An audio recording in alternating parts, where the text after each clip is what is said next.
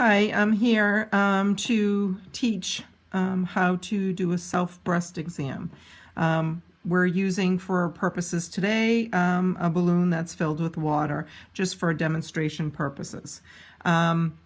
First, I'm going to teach you to do the self-breast exam 5 to 7 days after your period, and you should do it monthly. There are different positions that you need to use.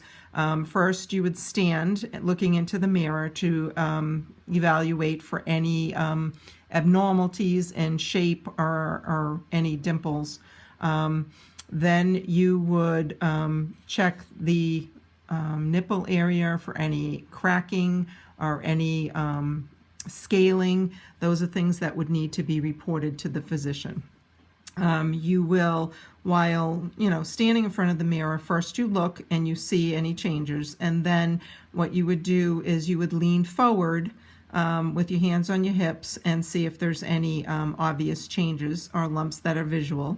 And then you stand upright with your hands behind your head, and then you can stand to the side with your arms to the mirror, arms at your sides, just to see if there's any changes. If you do this on a monthly basis, then it will become familiar and you'll be comfortable with noting any changes. You would like to inspect the breast for shape, symmetry, indentations, bruising, any rough texture on the skin, and any differences or changes since your previous exam the previous month. You're going to inspect the nipple area. This will be considered our nipple area for any cracks or discoloration, discharge, or any changes from the previous exam. You're going to check around for any changes as well.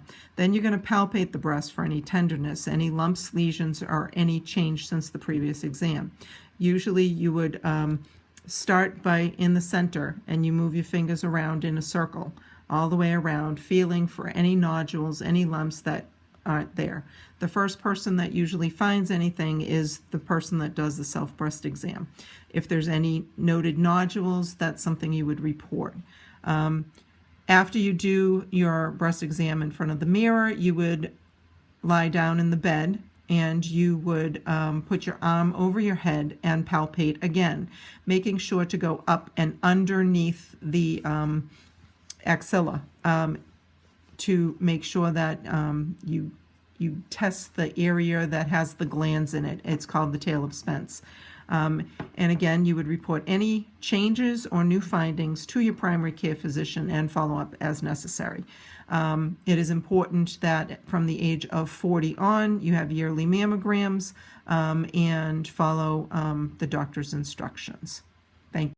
Next, I'm going to teach how to do a testicular exam. Again, we're using balloons as our model. I would first like to teach you to position yourself standing in front of a mirror after the body and the testes are relaxed after a warm shower or bath.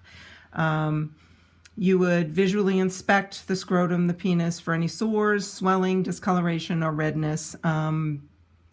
Again, this should be done monthly, and again, any color changes or anything, any skin irritations, any dimpling, any indentations, or any lumps would be important to inform the physician.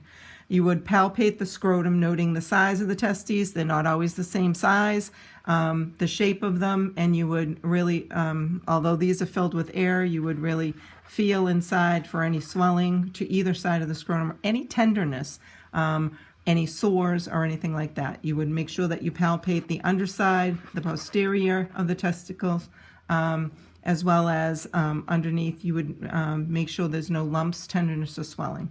You would need to perform this again monthly, and you would want to make sure it's approximately the same time after a nice warm shower, and report any abnormal findings such as pain, swelling, lumps, heavy feeling in the scrotum, any discomfort in the lower abdomen, and follow up with the primary care physician.